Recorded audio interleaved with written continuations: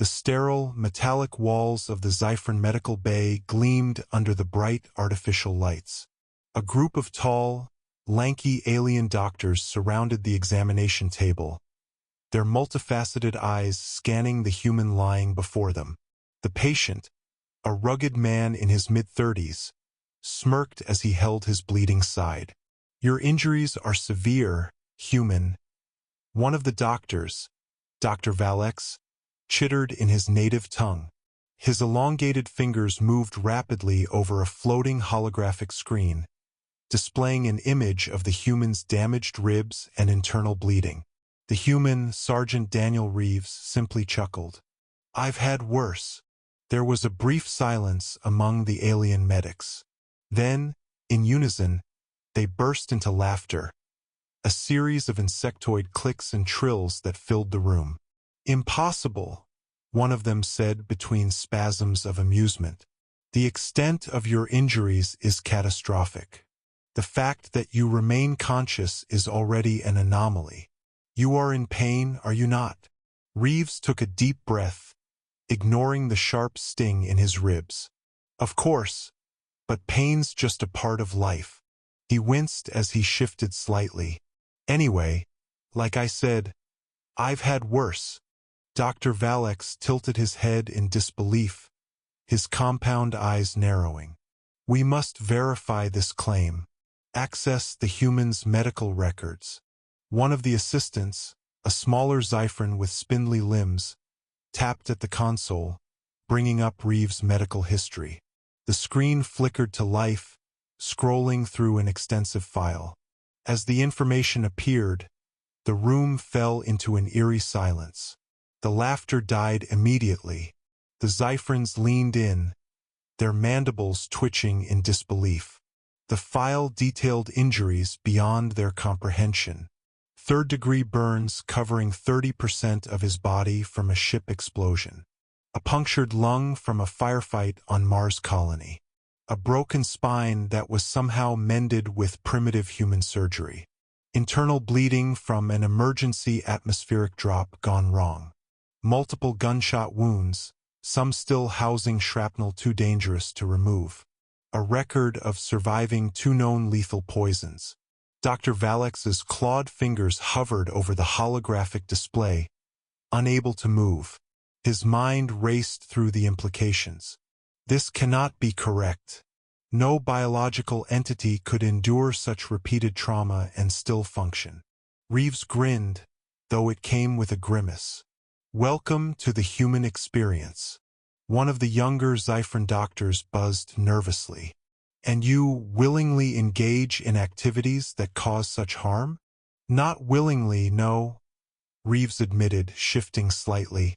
"But war, accidents, bad luck. It all just happens. We patch up and move on." Dr. Valex stepped closer, studying him as though Reeves were some strange specimen rather than a patient. "Human resilience defies logic. Your species lacks the regenerative abilities of the Xyphran, yet you continue to function despite injuries that would kill most. Stubbornness helps." Reeves let out a dry chuckle, wincing at the movement. "We don't like quitting." The doctors exchanged glances, their amusement completely gone. Instead, a new emotion settled among them, unease. Reeves had become an anomaly, an entity beyond their understanding. He was more than just a patient now. He was a case study in human endurance, a living testament to biological defiance. "Your pain tolerance must be astronomical," one of them murmured, scanning the readings. "Your endorphin levels suggest you should be in severe distress. Yet you remain coherent." "Pain's just another sensation," Reeves replied, shrugging as best he could with his injuries. "You learn to live with it." Dr. Valex's mind whirred with the implications. "I must report this to the Xyphran-Hi Medical Council. If your species can endure such trauma, we have gravely underestimated human biology." Reeves let out a breath, closing his eyes for a moment. "Yeah, well, you're welcome to study all you want. Just fix me up first."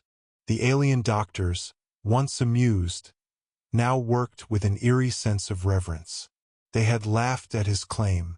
Now, as they began their intricate procedures, one thought settled into their collective consciousness.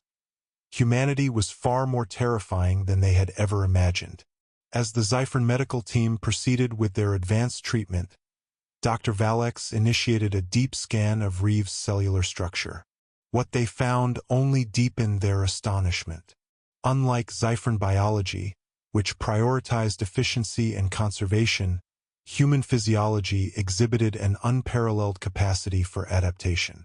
Scar tissue layered over old wounds, bones had reknitted in crude yet effective ways, and traces of outdated medical treatments, primitive by Xyphran standards, had somehow succeeded where their species' best efforts would have failed. This level of biological redundancy is unprecedented. One of the doctors murmured as they observed the scans. Human tissue not only heals but reinforces itself. Your skeletal structure is denser than expected, no doubt a result of multiple fractures. Your nervous system should be compromised, yet it continues to function with minimal loss. Reeves smirked. Like I said, we keep moving.